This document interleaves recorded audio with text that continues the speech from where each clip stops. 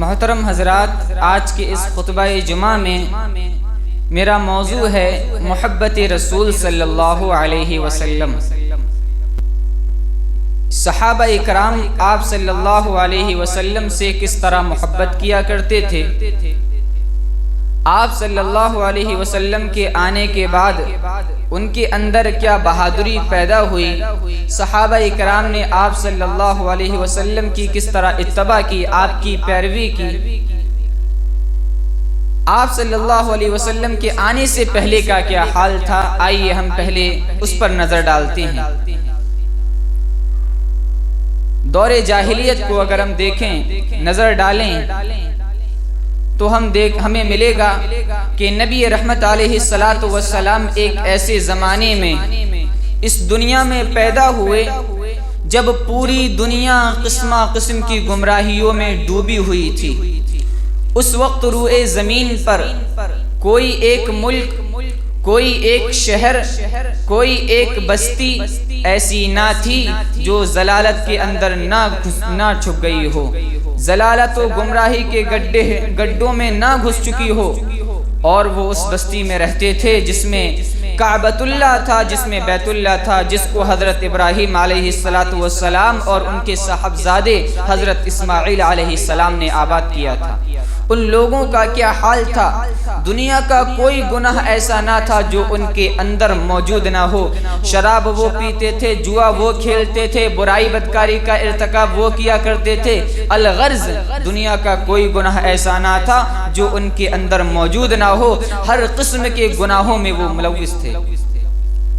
ان جرائم اور ان گناہوں کے سبب سے، ان گناہوں کی وجہ سے ان کے اندر بزدلی نام، بہادری نام کی کوئی چیز باقی نہیں رہی تھی، وہ بزدل ہو گئے تھے، ان کے اندر بہادری نام کی کوئی چیز باقی نہیں رہی تھی۔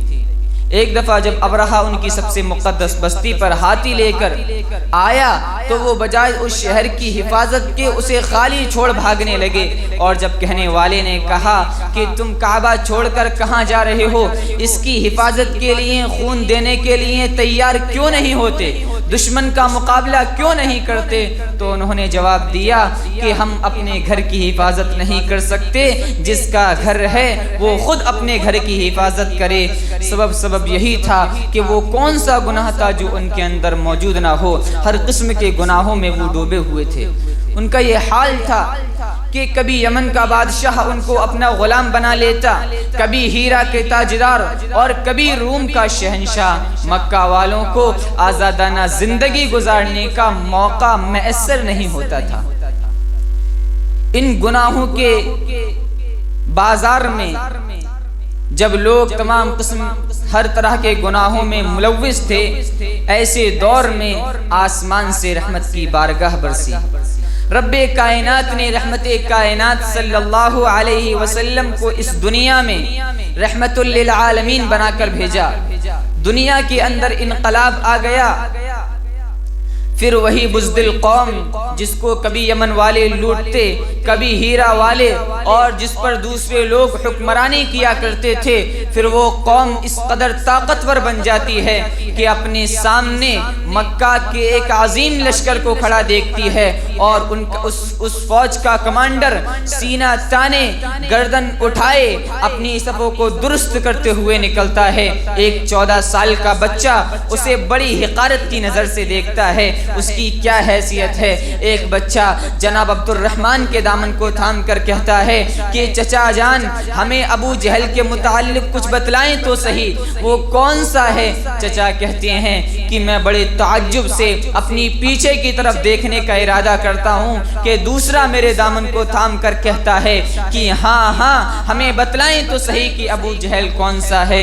چچا کہتے ہیں کہ ایک طرف دیکھتا ہوں تو 14 سال کا بچہ ہے، دوسری طرف دیکھتا ہوں تو 15 سال کا بچہ ہے۔ چچا کہتے ہیں کہ میں نے پوچھا کہ بچوں تم کیوں پوچھتے ہو، انہوں نے کہا کہ ہماری ماں نے کہا ہے ابو جہل وہ ہے جو رحمت کائنات کو گالیاں دیتا ہے، جو حضور کو برا بھلا کہتا ہے، اس لیے ہم آپ سے ابو جہل کے بارے میں پوچھ رہے ہیں۔ نبی سے محبت، بچوں کے اندر نبی سے کیسی محبت تھی، چچا کہتے ہیں کہ بچوں تمہاری ماں نے کہا ہے تو ٹھیک ہے، لیکن اگر تم کو اس کا علم ہو جائے تو تم کیا کرو گے؟ کہنے لگے چچا جان یہ نہ پوچھئے، بس آپ بتلائیں تو صحیح کہ ابو جہل کون سا ہے۔ چچا کہتے ہیں کہ میں اپنے گھوڑے پر سوار ہوتا ہوں، عرب کی فوج کے کمانڈر کی طرف اشارہ کرتا ہوں کہ یہ شخص فلاں شخص ابو جہل ہے۔ چچا کہتے ہیں کہ میری زبان سے لفظ بعد میں نکلتے ہیں، بچے پہلے ہی دوڑ پڑتے ہیں، میدان گرد و غبار سے اٹھ جاتا ہے۔ جب میدان دھول سے صاف ہوتا ہے تو میں دیکھتا ہوں کہ دونوں پیدل بچوں نے گھوڑے پر سوار ابو جہل کو نیچے کھینچ رکھا ہے، اس کی گردن کٹ چکی ہے اور دونوں کی تلوار سے خون ٹپک رہا ہے اور دونوں آپس میں جھگڑنے لگتے ہیں۔ ایک کہتا ہے کہ دشمن رسول کو میں نے قتل کیا ہے تو دوسرا کہتا ہے کہ اس کی گردن کو قلم میں نے کیا ہے۔ وہ کون سا جذبہ تھا، وہ کون سی چیز تھی جس نے ان چھوٹے چھوٹے بچوں کے اندر بجلیاں بھر دیں؟ نبی کے خلاف کوئی بات گوارا سننا گوارا نہیں، بچوں کے اندر بھی نبی سے کیا محبت تھی، آخر یہ بہادری آئی کیسے؟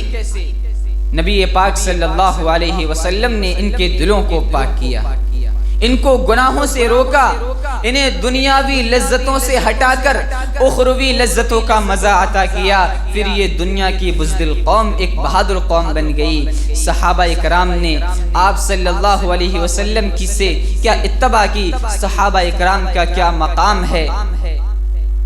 ایک دفعہ جب اللہ کے نبی صلی اللہ علیہ وسلم ابو سفیان کے قافلے کا پیچھا کرتے ہوئے نکلے، ابو سفیان کا قافلہ مکہ سے شام کی طرف گیا اور تجارتی سامان شام سے واپس مکے کی طرف جا رہا تھا۔ اللہ کے نبی صلی اللہ علیہ وسلم ابو سفیان کے قافلے کا انتظار کر رہے تھے کہ کب ابو سفیان کا قافلہ آئے، لیکن جب ابو سفیان یہ بہت چالاک انسان تھے، جب انہوں نے خطرات کو محسوس کیا کہ مدینہ والے ہماری طاق میں بیٹھے ہوئے ہیں، لہذا انہوں نے اپنا راستہ بدل دیا اور جہاں آپ صلی اللہ علیہ وسلم تھے وہاں سے پہلے ہی وہاں سے پیچھے سمندر کے بحر احمر کے کنارے وہاں سے 25-30 کلومیٹر پیچھے انہوں نے اپنا قافلہ مکہ کی طرف روانہ کر دیا اور اپنے 2 نمائندوں کو بھیجا کہ وہ مکہ جا کر مکہ والوں سے کہیں کہ محمد اور ان کے ساتھی تمہارا مال لوٹنا چاہتے ہیں، لہذا اپنے مال کی حفاظت کرو۔ جب یہ انہوں نے کہا، تمام مکہ والے وہاں پر آ گئے وادی ظفار میں۔ اللہ کے نبی صلی اللہ علیہ وسلم نے جب یہ دیکھا کہ ہم تو لشکر کے پیچھے نکلے تھے، ہم تو قافلے کے پیچھے نکلے تھے، اب لشکر سے سامنا پڑ رہا ہے، ہم لشکر کا پیچھا کرتے ہوئے نکلے تھے لیکن یہاں تو لشکر سے سامنا پڑ گیا، اب کیا کریں، بھاگ نہیں سکتے۔ اللہ کے نبی صلی اللہ علیہ وسلم نے ایسے وقت میں لوگوں سے فرمایا کہ اے میرے ساتھیوں، اشیروا علیہ ایھا الناس، اے لوگوں مجھے مشورہ دو کہ بھاگ نہیں سکتے، قریش سامنے ہیں، مکہ والے سامنے ہیں، لشکر سامنے ہیں، اشیروا علیہ ایھا الناس، مجھے مشورہ دو۔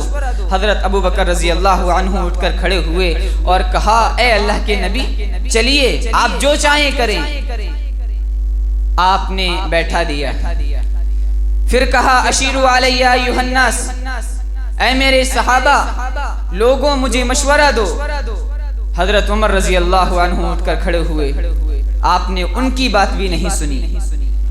پھر آپ صلی اللہ علیہ وسلم بار بار کہتے ہیں اشیروا علیہ ایھا الناس، لوگوں مجھے مشورہ دو۔ جب بار بار کہنے لگے تو حضرت سعد بن معاذ رضی اللہ عنہ، اور بعض روایات میں آتا ہے کہ سعد بن عبادہ، حضرت سعد بن معاذ رضی اللہ عنہ فرماتے ہیں کہ اے اللہ کے نبی صلی اللہ علیہ وسلم، ایسا لگتا ہے کہ ہم انصار صحابہ سے مشورہ چاہتے ہیں، کیونکہ یہ تو مہاجرین ہیں جو اپنی جانیں قربان کرنے کے لیے پیش کر رہے ہیں، ایسا لگتا ہے ہم انصار صحابہ سے مشورہ چاہتے ہیں۔ اللہ کے نبی نے فرمایا اجل، بالکل۔ حضرت سعد بن معاذ رضی اللہ عنہ فرماتے ہیں یا رسول اللہ، انا قد آمنا بک، ہم آپ پر ایمان لا چکے ہیں، وصدقناک، اور آپ کی تصدیق کر چکے ہیں، وشہدنا ان ما جئت بہ الحق، اور اس بات کی گواہی دے چکے ہیں کہ آپ جو کچھ لے کر کے آئے ہیں وہ برحق ہے، وآتیناک عہودنا مواثیقنا، اور ہم آپ کی ہجرت سے پہلے آپ کو یہ عہد و پیمان دے چکے ہیں کہ ہم آپ کا ساتھ دیں گے۔ اللہ کی قسم، اے اللہ کے نبی صلی اللہ علیہ وسلم، اگر آپ سمندر میں کودیں گے تو ہم بھی سمندر میں کود جائیں گے۔ اللہ کے نبی، اگر آپ آخری شہر برد العماد جو آخری شہر ہے، اگر آپ وہاں تک جائیں گے تو ہم بھی وہاں تک جائیں گے، چاہے ہمارے اونٹوں کے کلیجے ہی کیوں نہ پھٹ جائیں۔ جب حضرت موسیٰ علیہ السلام نے بنو اسرائیل سے کہا کہ فلسطین میں داخل ہوئیے، تو بنو اسرائیل نے کیا کہا تھا کہ اذهب انت وربك فقاتلا انا هنا قاعدون، اے موسیٰ آپ جائیں، آپ کا خدا جائے اور جا کر کے جنگ کریں، انا هنا قاعدون، ہم یہیں بیٹھ کر کے دیکھیں گے، جب آپ جنگ جیت جائیں گے تو ہم شہر میں داخل ہوں گے۔ حضرت معاذ کہتے ہیں کہ اے اللہ کے نبی، ہم یہ کہتے ہیں کہ اذهب انت وربك فقاتلا، جائیے آپ جائیں اور آپ کا رب جائے، آپ جا کر کے جنگ کریں، انا معکما مقاتلون، ہم بھی آپ کے ساتھ جنگ کریں گے، اور ہم میں سے کسی شخص کو بھی آپ پیچھے نہیں پائیں گے۔ یہ صحابہ کرام کا ایمان ہے کہ نبی صلی اللہ علیہ وسلم کے ساتھ رہیں گے، آپ کے پیچھے رہیں گے، آپ کی اتباع، آپ کی پیروی۔ اگر ہمیں دیکھنی ہے تو صحابہ کرام کو دیکھیں۔ اللہ رب العالمین نے اسی لیے فرمایا، اللہ رب العالمین نے صحابہ کرام کو مخاطب ہو کر کے کہا کہ اے میرے صحابہ، اللہ رب العالمین نے کہا کہ فَإِنْ آمَنُوا بِمِثْلِ مَا آمَنْتُمْ بِهِ فَقَدِ اهْتَدَوْا، یہ کفار و مشرکین اگر ویسے ایمان لے کر کے آئیں جیسے تم ایمان لے کر کے آئے ہو، فَقَدِ اهْتَدَوْا، پس ہدایت پا گئے۔ اللہ رب العالمین نے صحابہ کرام کے ایمان کو مثالی ایمان بتلایا، مثالی ایمان کہا، لہٰذا ہمیں ویسے ایمان لانا چاہیے، اپنے ایمان کو ویسے بنانا چاہیے جیسے صحابہ کرام کا ایمان ہے۔ آئیے صحابہ کرام نے نبی سے کیا محبت کی۔ جنگ احد کے بعد جب جنگ احد ہوئی، ختم ہو گئی، جب لوگ جنگ احد سے واپس آنے لگے تو ایک انصار خاتون بنو دینار، ان کے باپ بھی میدان جنگ میں، بھائی بھی میدان جنگ میں، بیٹا بھی میدان جنگ میں، شوہر بھی میدان جنگ میں، اور وہ اللہ رب العالمین سے دعا کر رہی تھی کہ اللہ اسلام کی آبرو رکھ لے۔ جب جنگ ختم ہو گئی، لوگ آنے لگے تو وہ پوچھنے لگی کہ اے شخص، جنگ احد کی کیا خبر ہے، میدان کی جنگ احد کی کیا خبر ہے؟ جب وہ شخص دناریہ کو دیکھتے ہیں، اپنی گردن جھکا لیتے ہیں اور کہتے ہیں کہ ماں، آج تیرا بھائی جنگ احد میں شہید ہو گیا۔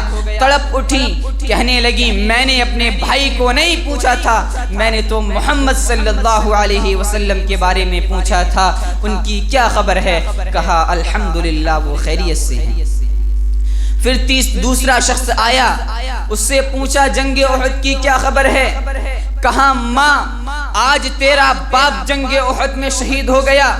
پھر تڑپ اٹھی کہ میں نے اپنے باپ کو نہیں پوچھا تھا، میں نے تو پوری کائنات کے باپ کو پوچھا تھا، ان کی کیا خبر ہے؟ محمد صلی اللہ علیہ وسلم کا کیا حال ہے؟ کہا الحمدللہ وہ خیریت سے ہیں۔ پھر تیسرا شخص آیا، پوچھا کیا خبر ہے؟ کہا ماں، آج تیرا بیٹا جنگ احد میں شہید ہو گیا۔ ماں تھی، دل پر چوٹ پڑتی ہے، پھر کہتی ہیں کہ میں نے اپنے بیٹے کو نہیں پوچھا تھا، میں نے تو آمنہ کے لال کو پوچھا تھا، ان کی کیا خبر ہے؟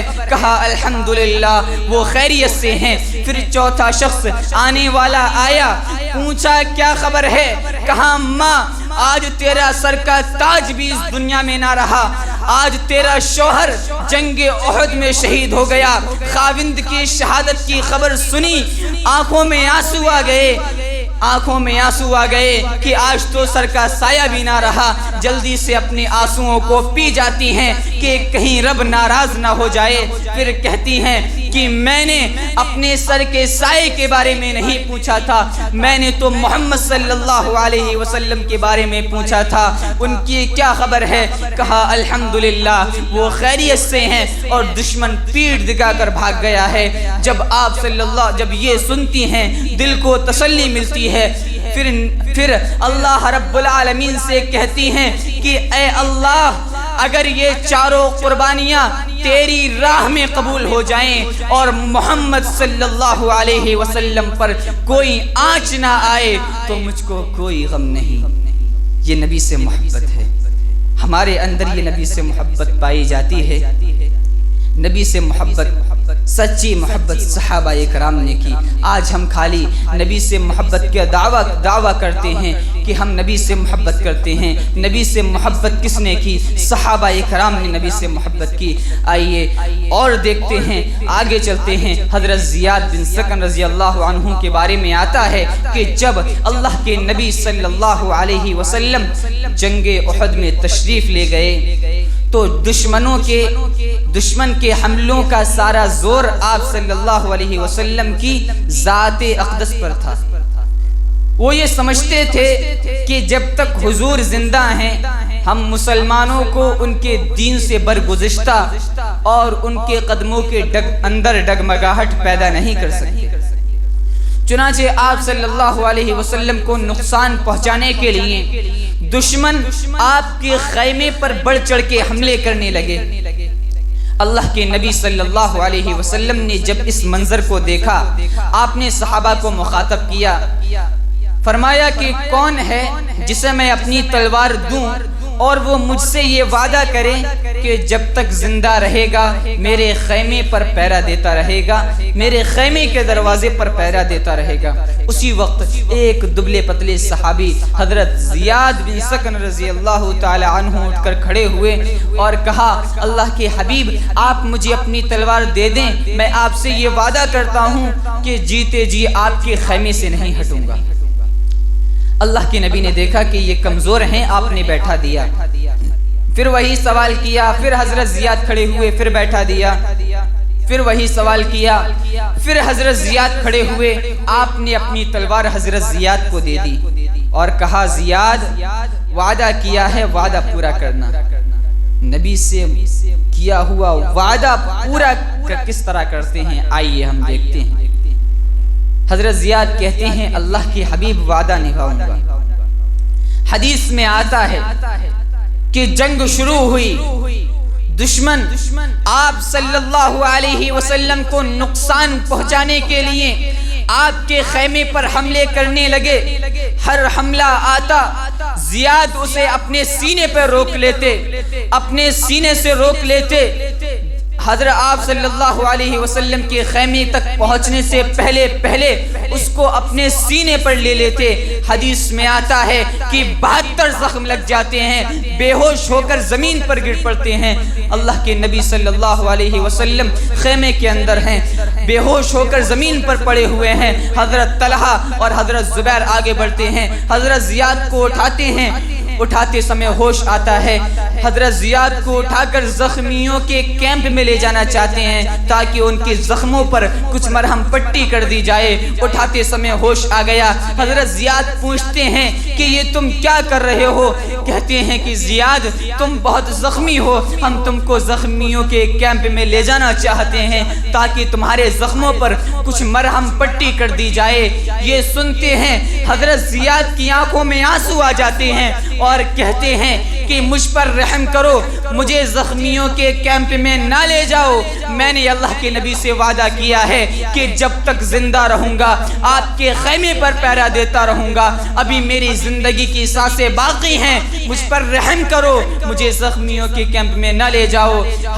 حضرت طلحہ اور زبیر کہتے ہیں کہ زیاد یہ تم کیا کہہ رہے ہو، تم بہت زخمی ہو۔ کہتے ہیں جانتا ہوں میں زخمی ہوں، لیکن مجھے نبی کے خیمے کے تناب کا سہارا دے کر کھڑا کر دو کہتے ہیں کہ جیتے جی مجھے نبی صلی اللہ علیہ وسلم کے خیمے سے ہٹنا گوارا نہیں، بہت کوشش کرتے ہیں، بار بار کہتے ہیں، چنانچہ حضرت زیاد کی درخواست قبول کر لی گئی، حضرت زیاد کو دوبارہ کھڑا کر دیا گیا۔ حدیث میں آتا ہے کہ پھر تیر برستے ہیں، پھر تلواریں چلتی ہیں، پھر نیزوں کے زخم آتے ہیں، حضرت زیاد کے جسم پر 92 زخم لگتے ہیں۔ جب 93واں زخم لگتا ہے، منہ سے چیخ نکلتی ہے، زمین پر گر پڑتے ہیں۔ حضرت اللہ کے نبی صلی اللہ علیہ وسلم کے کانوں میں حضرت زیاد کی چیخنے کی آواز جب آتی ہے، آپ بھاگتے ہوئے خیمے سے باہر کی طرف آتے ہیں اور کیا دیکھتے ہیں کہ زیاد زمین پر پڑے ہیں اور اتنے زخم لگے ہیں کہ ان کے جسم پر کوئی اور جگہ باقی نہ رہی۔ آپ ننگی زمین پر بیٹھ گئے، حضرت زیاد کے سر کو اٹھا کر اپنی ٹانگیں مبارک پر رکھتے ہیں اور زیاد کی حالت کو دیکھتے ہیں کہ اتنے زخم لگے ہیں، اتنے زخم لگے ہیں کہ جسم کے ہر جگہ سے خون نکل رہا ہے، ان کے جسم پر کوئی اور جگہ ایسی باقی نہ رہی کہ وہاں پر کوئی اور دوسرا زخم لگے۔ اللہ کے نبی کی آنکھوں سے آنسو جاری ہو جاتے ہیں، اللہ کے نبی کی آنکھوں سے نکلنے والے آنسو حضرت زیاد کے چہرے پر پڑتے ہیں، گرم گرم آنسو آب حیات کا کام کرتے ہیں۔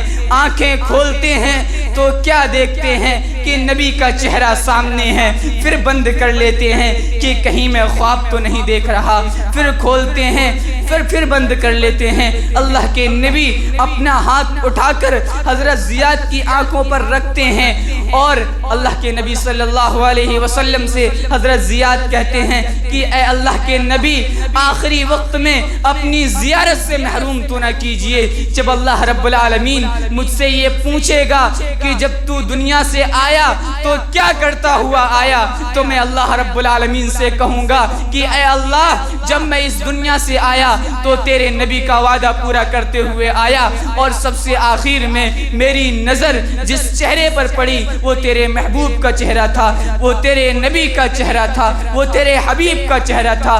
اللہ کے نبی صلی اللہ علیہ وسلم آخری لمحات میں ایک بات کی خوشخبری تو دے دیجئے۔ اللہ کے نبی نے پوچھا، زیاد کیا بات ہے؟ کہتے ہیں کہ اے اللہ کے نبی صلی اللہ علیہ وسلم، آپ آخرت میں گواہی دے دینا کہ میں نے آپ کا وعدہ پورا کر دیا۔ دیکھ لیجئے کہ میں جیتے جی آپ کے خیمے سے نہیں ڈٹا رہا، لڑتا رہا، مقابلہ کرتا رہا، زخم لگتے گئے، لیکن آپ کے خیمے سے ہٹنا گوارا نہیں کیا۔ آپ دیکھ لیجئے، جب تک میری زندگی میں سانسوں کی آمد و رفت باقی رہی، سانسیں جب تک میرے اندر باقی رہی، آپ کے خیمے سے نہ ہٹا۔ اللہ کے نبی نے فرمایا، زیاد خوش ہو جاؤ، تم نے میرا وعدہ پورا کیا۔ اب محمد کا رب بھی اپنا وعدہ پورا کرتا ہے، یہ کہتے ہیں محمد کا رب بھی اپنا وعدہ پورا کر رہا ہے، یہ کہتے ہیں حضرت زیاد کی روح پرواز کر جاتی ہے۔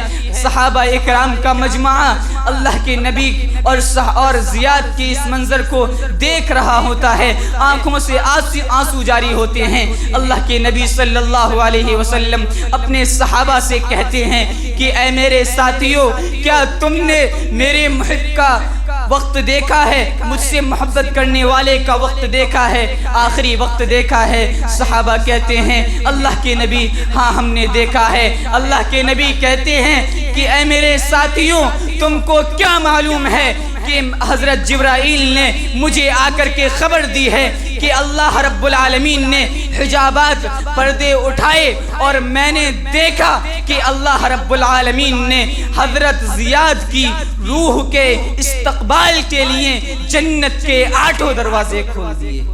یہ حضرت زیاد کی محبت کا انعام ہے جو اللہ رب العالمین نے انہیں دیا۔ ہم صحابہ اکرام کی زندگی کو سامنے رکھ کر غور و فکر کریں، سوچیں کیا ویسی محبت ہم نے کی نبی صلی اللہ علیہ وسلم سے جس طرح صحابہ اکرام نے کی؟ ہم اپنی اعمال کو صحابہ اکرام کے اعمال میں رکھ کر تولیں اور غور و فکر کریں کہ ہم نے نبی صلی اللہ علیہ وسلم سے کس طرح سے محبت کی۔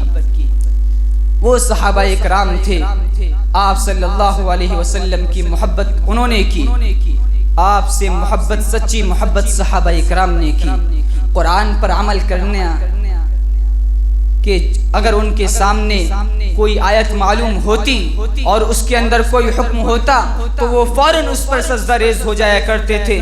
جب قرآن نے اعلان کیا اقیموا الصلاۃ تو صحابہ اکرام اللہ کے سامنے سجدہ ریز ہو گئے۔ جب قرآن نے اعلان کیا وآتوا الزکاۃ تو سرور کونین کے سامنے مالوں کا انبار لگ گیا۔ کیا ہم نے نبی سے اس طرح سے محبت کی؟ کیا ہم نے قرآن پر ایسا عمل کیا؟ اللہ رب العالمین نے قرآن مجید کے اندر فرمایا قل ان کنتم تحبون اللہ فاتبعونی یحببکم اللہ ویغفر لکم ذنوبکم۔ اللہ نے کیا فرمایا قرآن کے اندر؟ قل اے نبی صلی اللہ علیہ وسلم آپ کہہ دیجئے ان کنتم تحبون اللہ اگر تم اللہ رب العالمین سے محبت کا دعویٰ کرتے ہو فاتبعونی تو میری اتباع کرو۔ جب تم میری اتباع کرو گے، میری پیروی کرو گے، میری بات مانو گے، میری سنت پر عمل کرو گے تب تمہیں کیا انعام ملے گا؟ یحببکم اللہ، اللہ رب العالمین بھی تم سے محبت کرنے لگے گا۔ کتنا بڑا انعام ہے اللہ رب العالمین ہمیں محمد صلی اللہ علیہ وسلم سے کی اطاعت کرنے کے بدلے میں جو دے رہا ہے کہ اللہ رب العالمین بھی ہم سے محبت کرنے لگے گا۔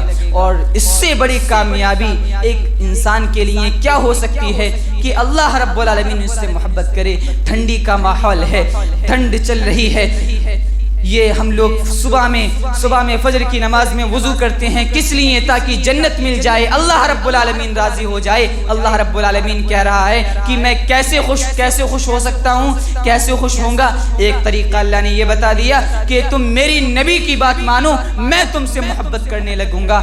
اور آگے اور انعام دیا اللہ نے، کیا فرمایا؟ وَيَغْفِرْ لَكُمْ ذُنُوبَكُمْ اور اللہ رب العالمین تمہارے گناہوں کو بھی بخش دے گا۔ یہ نبی سے محبت کرنے کا انعام ہے۔